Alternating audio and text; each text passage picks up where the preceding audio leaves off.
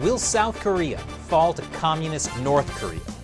South Korea may be facing a betrayal from within.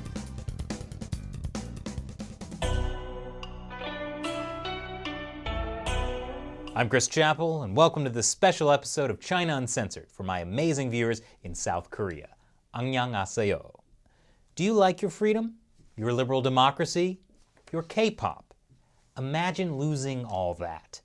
According to some experts, that is a real possibility in the upcoming elections in April, because North Korea's communist ideology has been gradually infiltrating South Korea. I was hoping to visit South Korea in April for the elections, but thanks to the CCP virus, that trip has been put on hold indefinitely. But since I can't be there in person, I did the next best thing under quarantine. I sat down over Skype with Gordon Chang, author of Losing South Korea, to talk about what's at stake. Thanks for joining me again, Gordon. Thanks so much, Chris. So you're the author of Losing South Korea, and in it you say South Korean President Moon Jae-in is trying to make his country more compatible with North Korea. What does that mean? President Moon Jae-in's overriding goal is to unify South Korea and North Korea. That's clear from his speeches. It's clear from his policies. What he wants to do, unfortunately for him, is prohibited by a raft of UN Security Council resolutions. So, for instance, he can't invest in the Kaesong Industrial Zone, which is just north of the demilitarized zone. He can't put more money into the Kumgam Tourist Zone. And President Trump has, and this is a good thing, has prevented Moon from doing what he wants to do. But clearly, Moon, if left to his own devices, would merge both North and South Korea. And that could actually happen, Chris, especially if Moon gets a more than two-thirds majority in the National Assembly on April 15th in the national elections. If he gets that majority, if you look at the South Korean Constitution, he's got a clear path of merging South into the North.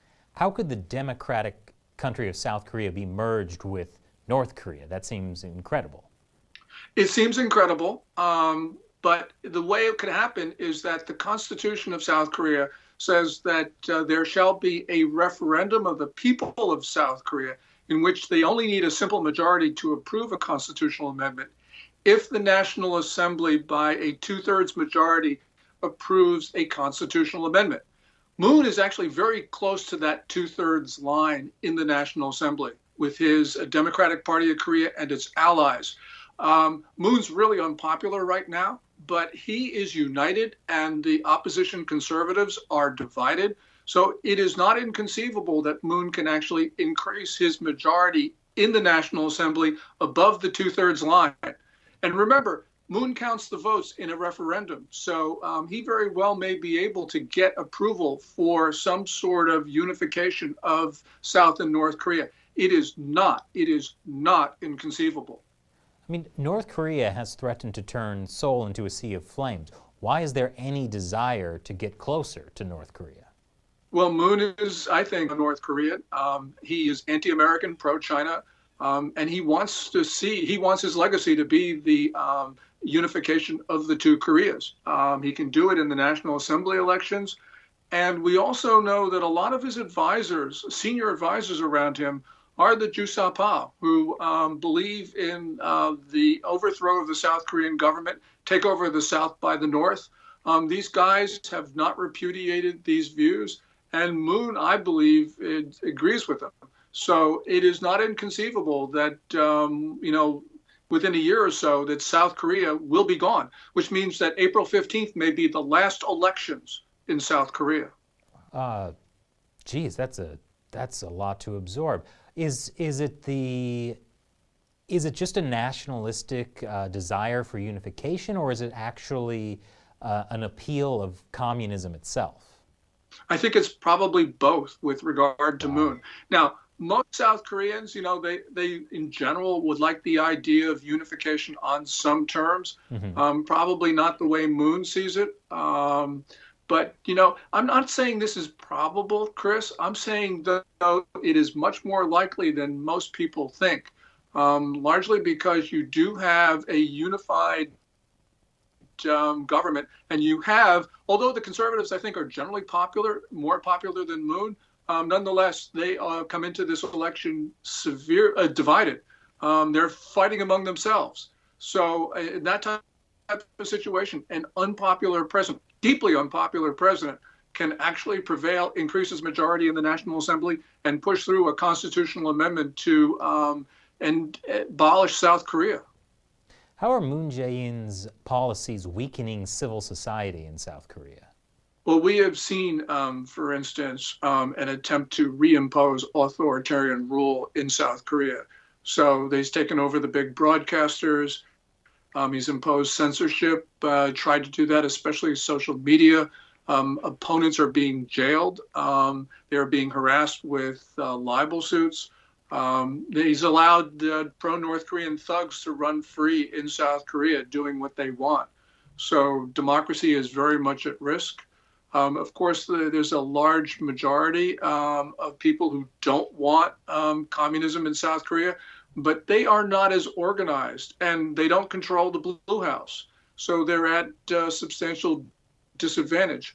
Moon's policies have been unpopular even before the coronavirus epidemic. So you think these political viewpoints Moon Jae-in has is a big part of why South Korea was hit so hard by the coronavirus? South Korea would not have had an epidemic if Moon Jae-in had closed the borders to arrivals from China.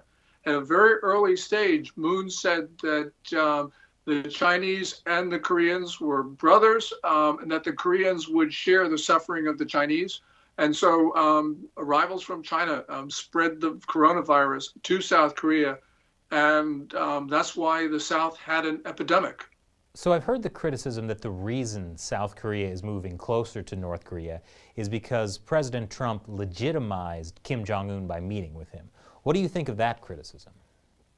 Well, certainly President Trump legitimized Kim Jong-un by meeting with Kim, but that's not the reason why South Korea is moving in this direction. Moon Jae-in was inaugurated in May 2017, and from the get-go, he's been trying to move much closer to Beijing, much closer to Pyongyang. So, yeah, Trump's, I think, fumbled North Korean diplomacy.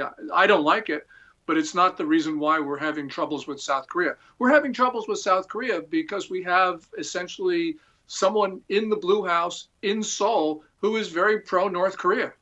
So what does this mean for the U.S. relationship with South Korea? It means we could lose the alliance with South Korea. South Korea could become essentially a communist state ruled by Pyongyang. The worst outcomes could occur there. And of course, if we lose South Korea, that puts Japan at risk because the Korean Peninsula is a dagger pointed towards the Japanese archipelago. So the U.S. Western Defense Perimeter, which is anchored in the north by Japan and South Korea, could fall apart. And that means that we'd have to face the Chinese not off the coast of East Asia, but much closer to the American homeland. So what role do you think the Chinese Communist Party has had in exacerbating the situation?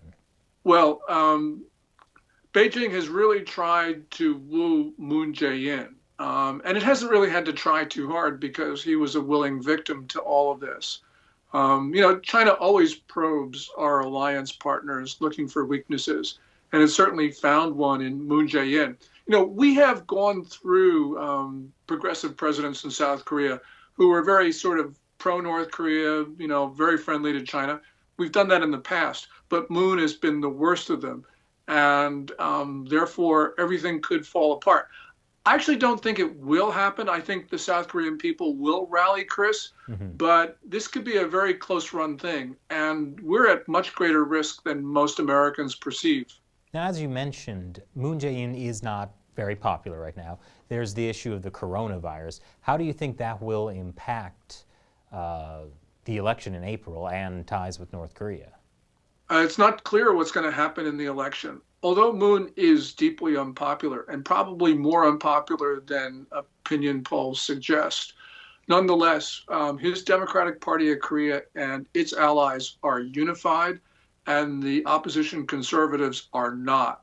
So in that type of situation, even though Moon would normally lose big in these April 15th elections, it's That's not foreordained because elections are about organizing, and Moon is definitely organizing, and the Korean opposition is not. I mean, I just have to ask, this sounds so incredible to me. Like, what are the arguments Moon and his allies are making to make it seem like South Korea should move towards North Korea and away from the United States? This is the traditional argument that Koreans should govern themselves, and that there should be no foreign powers in Korea. This is the argument that Kim Jong-un makes all the time, and he makes it because it finds resonance in the South. The South Korean electorate is pretty evenly divided between progressives who are pro-North Korea, pro-China, and those who are so-called conservatives who are very pro-America. We're seeing, a very divided electorate, and anything can happen when it's that close. Although Moon, he just has lost popularity, that doesn't mean he's going to lose the election. What could the United States do? Because if this is a result of a democratic election, it doesn't seem like there's a whole lot the U.S. could do. I agree with that. There's not much that we can do. We're bystanders in all of this. I mean, we can be popular with certain segments of the Korean population as we are, but that doesn't mean we have influence in the elections. What's going to happen is that there is a sort of small middle, and there are younger voters who really don't care very much about North Korea. They don't believe unification is important. Hopefully, they'll come out and vote and swing the thing against Moon. But you got to remember, though, Moon did get elected by a very big margin. So he knows how to win an election. Well, thank you very much for joining me again, Gordon. Thank you, Chris. And for those of you watching, be sure to check out my previous episode with Gordon on China Uncensored about the impact of the coronavirus on the Chinese economy. Thanks for watching.